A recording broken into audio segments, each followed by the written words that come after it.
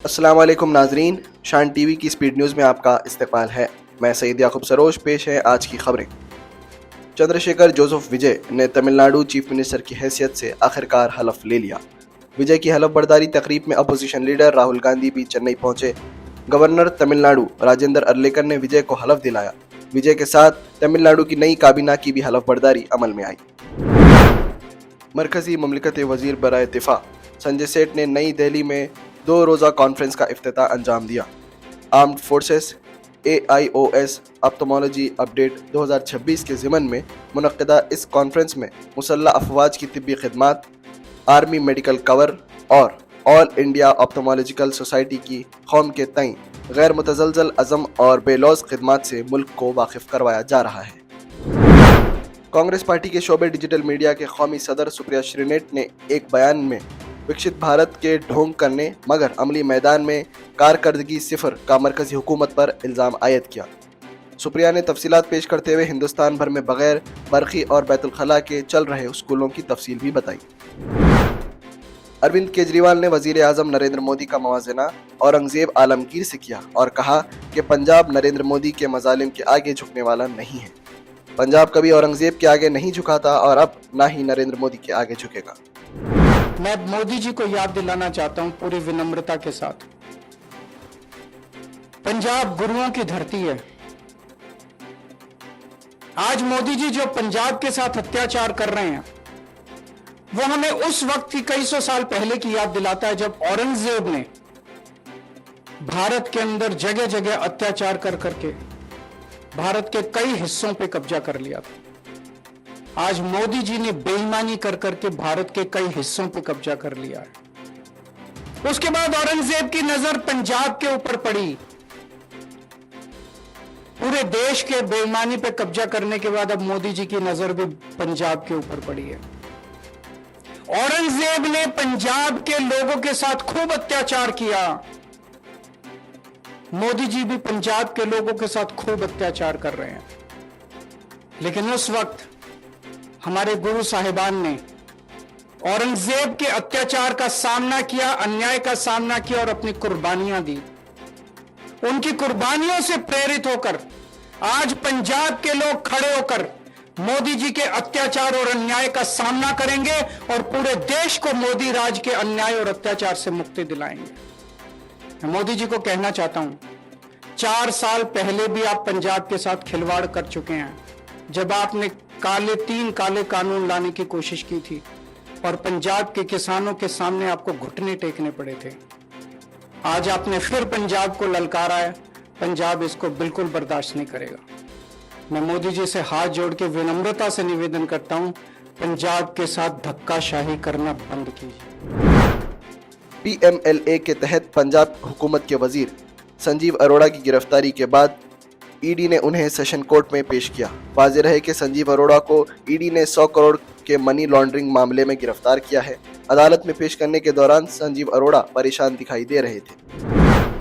मगरबी बंगाल के साबिक चीफ मिनिस्टर ममता बनर्जी ने रविंद्रनाथ टैगोर जयंती के मौके पर तकारीब के इनेकाद के लिए 3 मुकामात की इजाज़त मांगी थी, मगर रियासती इंतज़ामिया ने ममता को इजाज़त देने से इनकार कर दिया, जिसकी वजह से अपनी रिहाइशगाह पर ही ममता बनर्जी ने रविंद्रनाथ जयंती का इनेकाद किया और मुजाहिद आज़ादी रविंद्रनाथ टैगोर को श्रद्धांजलि पेश की। ममता ने इस मौके पर पार्टी कायदीन और कारकुनों से खिताब भी किया। असम में बीजेपी ने फिर एक मरतबा चीफ मिनिस्टर के लिए हेमंत बिस्वा शर्मा के नाम को कतईयत दे दी है। असम में बीजेपी के ऑब्जर्वर JP नड्डा ने लीडर ऑफ द हाउस के लिए हेमंत बिस्वा शर्मा के नाम का ऐलान कर दिया है। बहुत जल्द असम में भी बीजेपी हुकूमत की हलफ बर्दारी तकरीब का ऐलान भी किया जाएगा। असदुद्दीन अवैसी ने औरंगाबाद में एक प्रेस कॉन्फ्रेंस से खिताब करते हुए वंदे मातरम को कौमी तराना बनाने की कोशिशों को फिर एक मरतबा अपनी तनकीद का निशाना बनाया।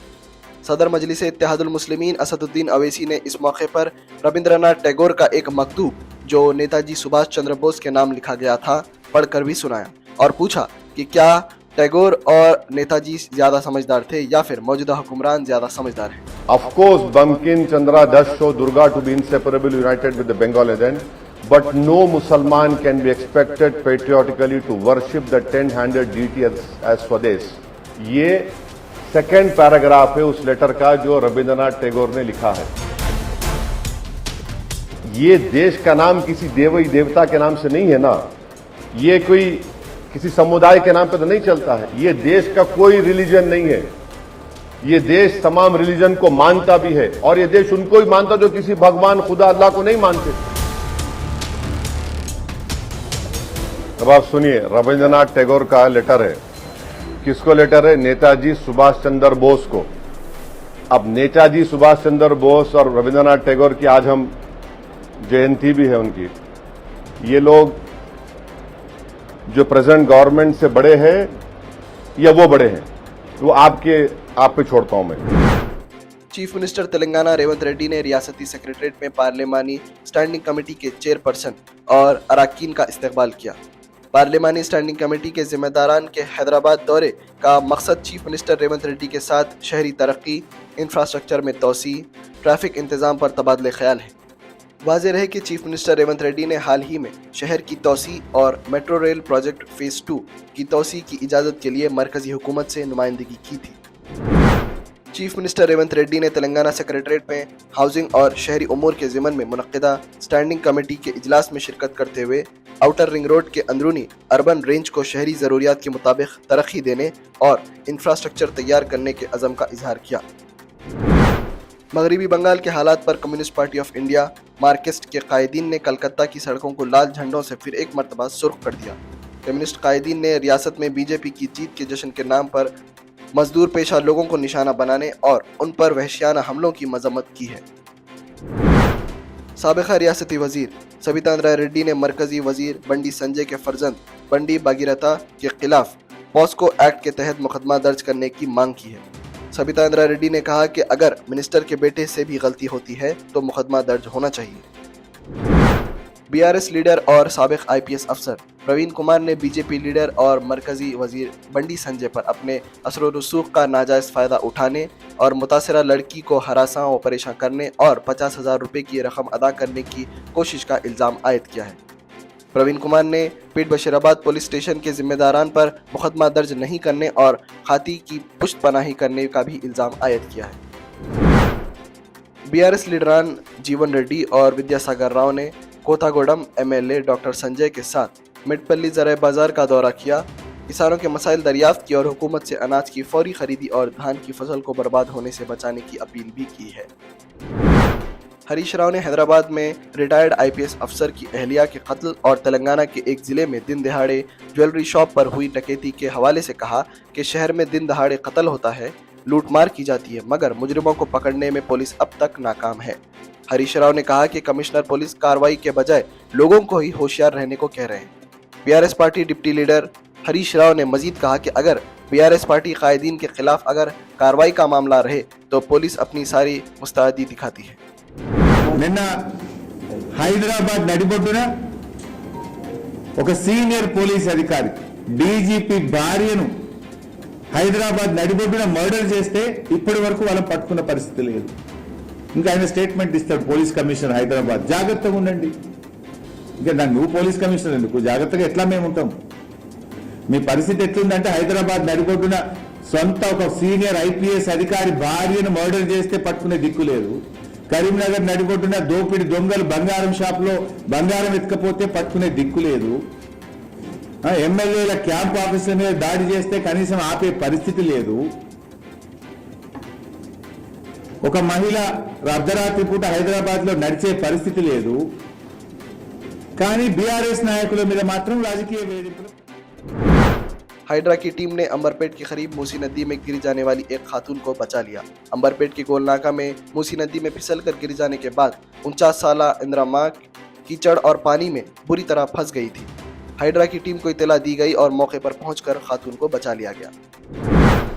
मुमताज़ फिल्मी अदाकार अजीज नासिर उर्फ जहांगीर की शान टीवी आमद के मौके पर चेयरमैन शान टीवी और बीआरएस पार्टी के सीनियर लीडर MA ज़ीशान ने अजीज नासिर का इस्तकबाल किया और उन्हें तहनीत भी पेश की। वाज़ेह रहे कि बहुत जल्द शान टीवी पॉडकास्ट में अजीज नासिर का इंटरव्यू नशर होने वाला है। हजरत ख्वाजा सैयद गयासुद्दीन चिश्ती अजमेरी क़िबला के हाथों अबू राजा कोचिंग सेंटर में कंप्यूटर लैब के इफ्तिताह के मौके पर बोर्ड इम्तिहानात में कामयाब होने वाले स्टूडेंट्स को तहनीत भी पेश की गई। अस्सलामु अलैकुम वरहमतुल्लाहि वबरकातुहू। मुअज़्ज़ज़ नाज़रीन किराम, शफ़ीक़ बुज़ुर्गों और अज़ीज़ साथियों, Abul Fida Islamic research centre और अबू रजा वेलफेयर एंड एजुकेशनल ट्रस्ट के ज़ेर एहतमाम दीनी व असरी तालीम का जो इसकी खिदमत अंजाम दी जा रही है, उसी ज़िमन की आज एक अहम कड़ी के तौर पर अबू रजा वेलफेयर एंड एजुकेशनल ट्रस्ट के ज़ेर एहतमाम SSC और इंटर में कामयाब तलबा के लिए, जिसका अहतमाम सेंटर की जानिब से बच्चों को ट्रेनिंग के ज़रिए से किया गया था, माशाल्लाह से उसके नताइज में जो कामयाब हुए हैं तलबा, उन तलबा को तहनीत पेश की गई और उन हज़रात की गुलपोशी की गई और उन हज़रात को यादगारी बच्चों को मोमेंटोज़ दिए गए, असातिज़ा किराम की गुलपोशी और उनको यादगारी मोमेंट्स दिए गए। उस ज़िमन में आज एक अहम तकरीब अभी हम बाद नमाज जुमा इसका अहतमाम किया गया, जिसकी निगरानी तक़द्दुस माब हज़रतुल अल्लामा सैयद ग़ियासुद्दीन चिश्ती अजमेरी मोइनी साहब मद्दज़िल्लहुल आली औलादे सैयदना गरीब नवाज सरकार क़द्दसल्लाहु सिर्रहुल अज़ीज़ ने फरमाई है और आप ही के दस्ते मुबारक से बच्चों में इनामात और गुलपोशी और बच्चों को तहनीत पेश की गई।